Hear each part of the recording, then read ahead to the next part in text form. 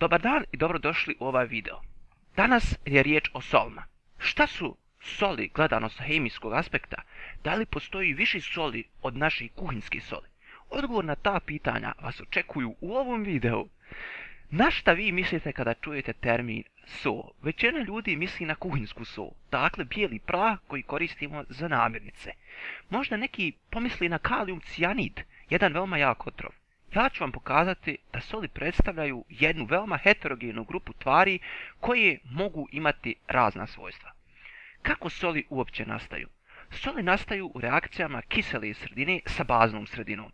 Znamo da kiseline u vodenim rastvorima oslobađaju H3O plus ione, odnosno oksonijum ili hidroksonijum ione, a baze OH- ione.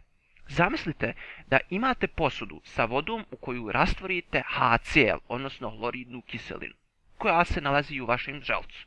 Dobit ćemo posudu punu H3O plus iona. Ukoliko sada u posudu ubacite neku bazu, recimo natrium hidroksid, onda će ona oslobađati OH- ione. Kada OH- ioni i H3O plus ioni međusobno reaguju, nastaje voda. Tada je riječ o reakciji neutralizacije. Na plus ioni i Cl minus ioni ostaju rastvoreni u vodi. Tek kada voda ispari, ostaje bijeli prah, a to je kuhinjska sol, odnosno NaCl ili natrium hlorid. Soli nastaju reakcijama baza i kiselina. Anion je od kiseline, a kation od baze. Sada nam se postavlja pitanje kako se soli imenuju. Prvo se navede kation. U slučaju kuhinjske soli to je natrium kation.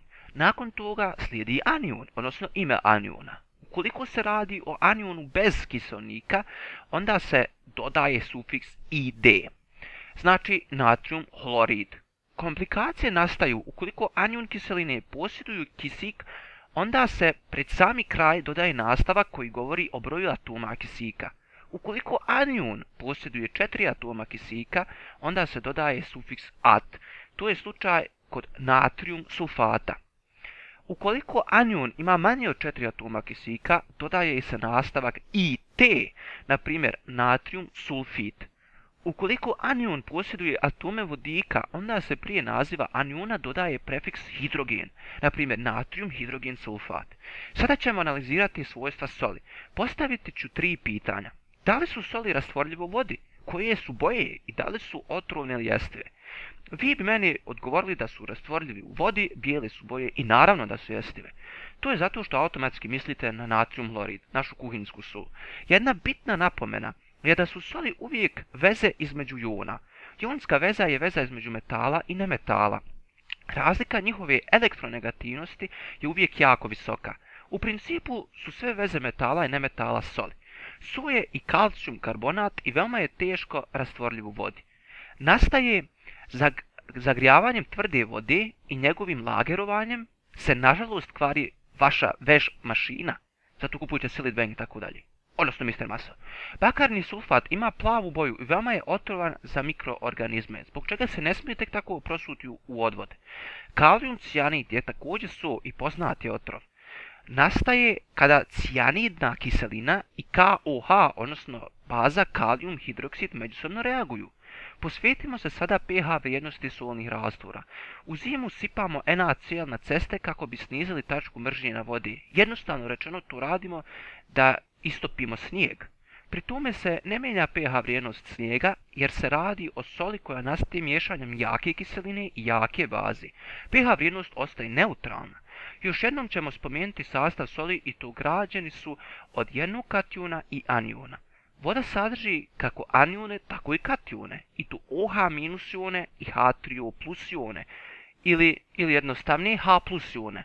Kada dospije NaCl do snijega, to znači da kation od soli sa OH- ionom iz vode reaguje i nastaje baza, a anion soli sa H plus ionom vode daje kiselinu.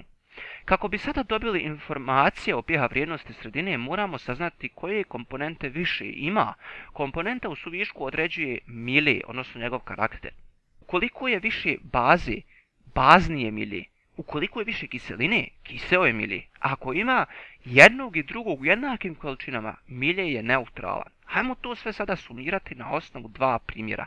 Ukoliko rasvodite soli i baze jednakog intenziteta, uspostavi se ravnoteža. Kada imamo jaku kiselinu i slabu bazu, onda prevladava kiseli karakter i dobivamo kiseomili. Rastvorimo so, amonijum sulfat, dobijamo kation NH4+, i anion SO4-. Amonijum sa vodom reaguje malo kiselo i nastaje blago kiselo milje.